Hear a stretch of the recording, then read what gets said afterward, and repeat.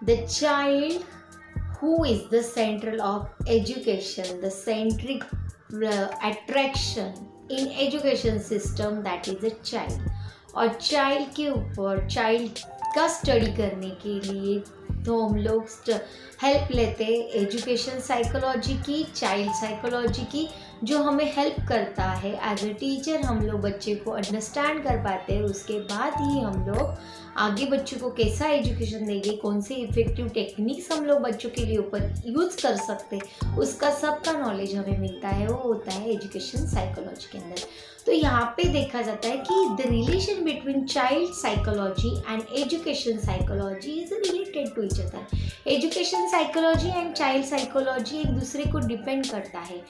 जो हम लोग साइकोलॉजी में आज टीचर है कि अगर बच्चे को जान पाती है बच्चा क्या करना चाहिए, उसने कौन सी एक्टिविटी करेगी तो क्लास में बच्चे के लिए इफेक्टिव रहेगी, बच्चे को याद रहेगा, वो पूरा नॉलेज उसे मिल पाएगा, उसकी अलग अलग कोशिश हमेशा रहती है। तो वो कोशिश को कंप्लीट करने के लिए टीचर को पहले समझना होता है the child psychology. The child क्या होती, चाइल्ड की कंसेप्ट, कौन से स्टेज का चाइल्ड है हमारे पास, ये सब चीज़ों का नॉलेज अगर टीचर के पास हो तो टीचर को क्लास में एग्जीक्यूट करना बहुत ईजी हो जाता है। तो that is why child psychology is that much important as well as the education psychology is also very much important.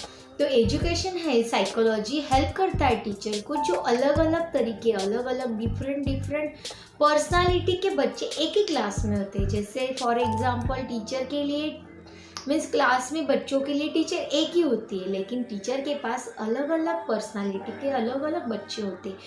किसी का इंटरेस्ट अलग होता है, किसी का नेचर अलग होता है, किसी की इंटेलिजेंसी पावर अलग होती है, किसी की आईक्यू लेवल अलग होती है। तो different varieties means different natures के बच्चे हमें क्लास के अंदर मिलते हैं। तो क्लास अलग अलग बच्चों से बना होता है, तो उसी क्लास के अंदर वो सब बच्चों के अंदर वो सब बच्चों को समझाना, एजुकेशन देना, that is a big deal of teacher. तो ये सबसे बड़ी डील होती है टीचर के लिए कि सब टाइप के बच्चों को समझ के उनका नॉलेज पाके देन उसे एजुकेशन देना।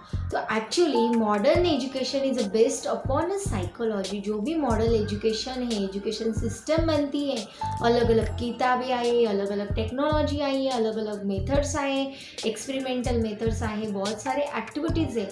तो उसका बेस होता है कि मॉडर्न एजुकेशन साइकोलॉजी पहले पहचानती है बच्चों की साइकोलॉजी को, चाइल्ड साइकोलॉजी को, एंड देन डिसाइड कि क्या और किस टाइप का एजुकेशन बच्चों को देना ज़रूरी है। तो इट इज़ वेरी इम्पॉर्टेंट। सो यहाँ पे हम लोग देख रहे हैं कि क्या होती है कि बच्चों की मीन्स टीचर की नीड, टीचर को क्यों इम्पॉर्टेंट होता है एजुकेशन साइकोलॉजी पढ़ना।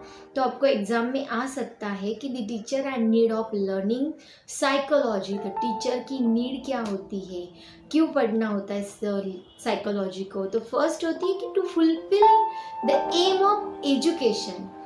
जो बच्चे को हम लोग एजुकेशन दे रहे, सिर्फ टीचर आती है पढ़ाती है और जाती है, ऐसे नहीं होता है। तो फिर जो भी एजुकेशन हम लोग दे रहे उसका सेटिस्फेक्शन टीचर को भी होना चाहिए।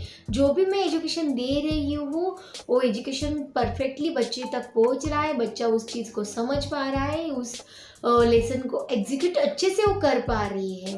तो ये सब चीज़ें to fulfilment the aim of education, the complete development of child, कि हर तरीके से उसकी डेवलपमेंट होना ज़रूरी है। उसकी पर्सनैलिटी डेवलप होनी चाहिए, उसकी फिजिकल डेवलपमेंट होनी चाहिए, मोरल डेवलपमेंट होनी चाहिए, इंटेलेक्चुअल डेवलपमेंट होनी चाहिए। इस हिसाब से जो हमारा सिलेबस बिना है, जो एजुकेशन हम लोग बच्चे को दे रहे, जो कंसेप्ट उसे समझाई जा रही है वो परफेक्टली समझना, that is a the first aim of teacher. तो ये बहुत ज़रूरी होता है। That's why teacher is focusing the education psychology and the child psychology, दोनों का स्टडी करती है।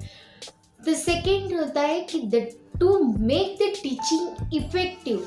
जो भी टीचर क्लास के अंदर वेरियस टाइप के टीचिंग मेथड यूज़ करती है, तो वो टीचिंग मेथड स्किलफुली बच्चों के ऊपर अप्लाई करती है, लेकिन उसका कुछ इफेक्ट होता है या नहीं, ये सब चीज़ें कहाँ चेक की जाती है? तो एजुकेशन साइकोलॉजी को यूज़ करके, उसके वेरियस टाइप को यूज़ करके, मेथड्स को यूज़ करके हम लोग टीचिंग मेथड को इफ़ेक्टिवली बना सकते हैं।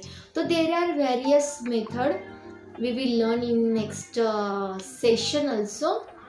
तो individual difference in the personality of children, तो अलग अलग पर्सनालिटी के बच्चे हमें मिलेंगे, अलग अलग वेरियस टाइप के बच्चे हमें क्लास के अंदर मिलेंगे। तो कौन से स्किल्स हमें यूज़ करनी, क्या अप्लाई करना, ये सब टीचर कहाँ से सीखती है? तो एजुकेशन साइकोलॉजी से सीखती है।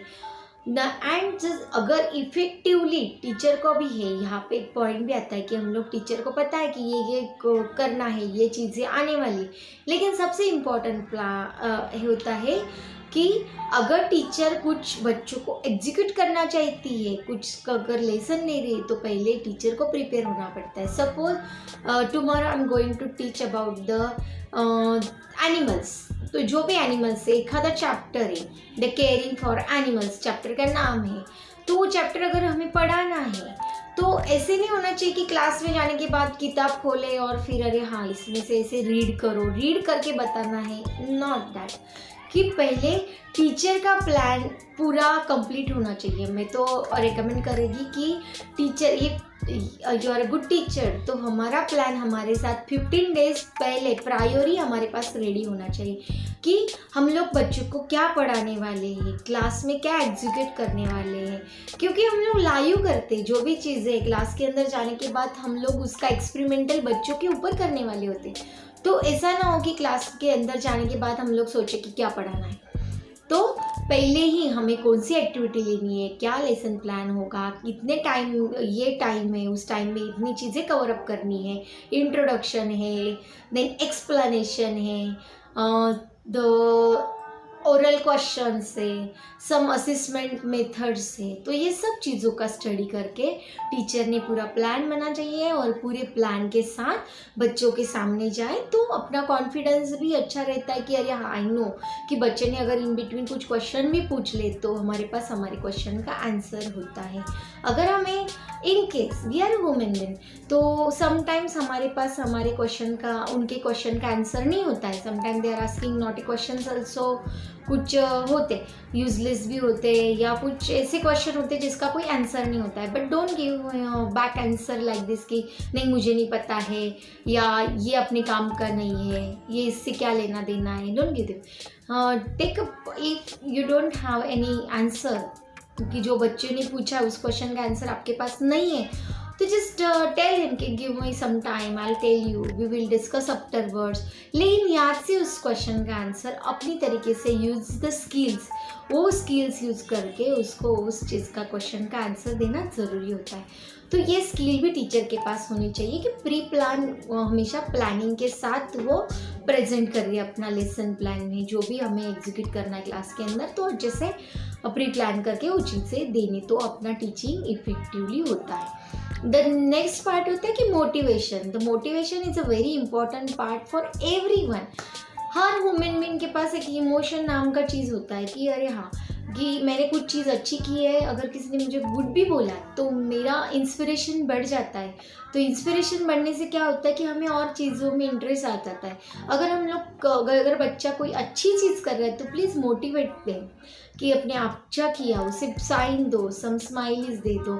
एक छोटी सी स्माइल होती है, छोटे प्री प्राइमरी के बच्चों को देते तो भी वो बहुत खुश हो जाते कि टीचर ने मुझे स्टार दिया, वेरी गुड बोला। तो गिव हिम मोटिवेशनल वर्ड, तो यूज़ हमेशा बच्चे के लिए। अगर बच्चे ने कुछ अच्छे से नहीं किया है तो वेल ट्राई करके तो भी आप लोग उसे मोटिवेट करो। तो motivation is very important and specially जब टीचर के पास से जो मोटिवेशन मिलता है उसका कुछ इफेक्ट अलग ही होता है। तो always remember as a teacher you should motivate children when ever it is needed. तो जहाँ पे भी ज़रूरत है तो वहाँ पे बच्चों को मोटिवेट करना चाहिए।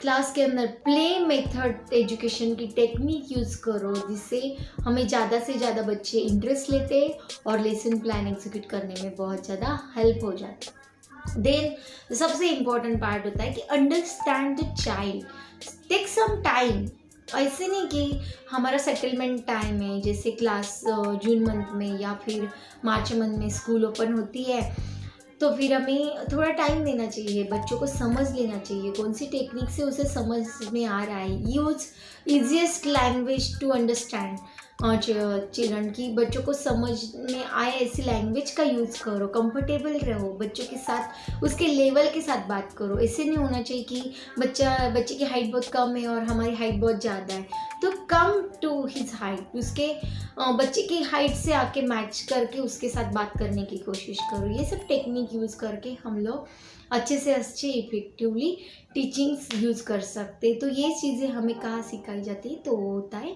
एजुकेशन साइकोलॉजी के अंदर। तो एजुकेशन साइकोलॉजी एंड चाइल्ड, ये दोनों चीज़ें हमारे लिए एज अ टीचर बहुत इंपॉर्टेंट होती है। तो ऑलवेज रिमेंबर, क्लास में हमें जाने के पहले बच्चों को अंडरस्टैंड करें, बच्चों को समझो, उसके स्टेज को समझो, उसे जो चीज़ें पढ़ानी है वो खुद समझ लो, उसके बाद उसके ऊपर अप्लाई करने की कोशिश करो। तो that is a good point we learn from the education psychology. So now we have completed all chapter the child psychology.